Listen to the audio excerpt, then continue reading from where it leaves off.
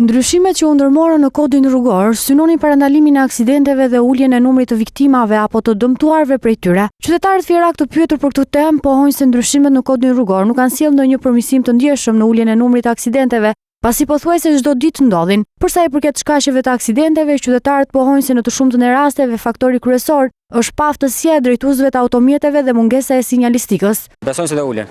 Mendoni se do respektohen më tepër rregullat e qarkullimit? Nuk diskutohet apo njerëzia sapo vjen po ndërgjegjësohet tani këto kohë të fundit. Mendojmë alkooli, parregullësia, sinjalistika, siç dëgjojmë se ne marrim vesh të keqen ana. Po për mia ata që i kap kjo. Po still, do sillin. Po kohë të fundit ka ndodhur aksidente, si keni parë situatën? Njësoj. Patjetër që do dhulet. Si paraqet situata kohë të fundit, si e keni parë? Çdo darkë dëgjojmë neve probleme, vrasje, çdo darkë. Si mendoni pse ndodhin aksidente? Shoferat janë të gjithë, se rrugët janë mira.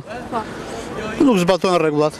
Mendim kam unë. Kodi rrugor duhet të forcohet më tepër, por mbi të gjitha kultura njerëzore që mungon. Për shkeljet si shpejtësia te normave të lejuar, paradalimet e gabuara apo mos përdorimi i ripave apo kaskave mbrojtëse, ndëshkrimi parashikonte dyfishimin e gjobave kundrejt drejtuesve të automjeteve.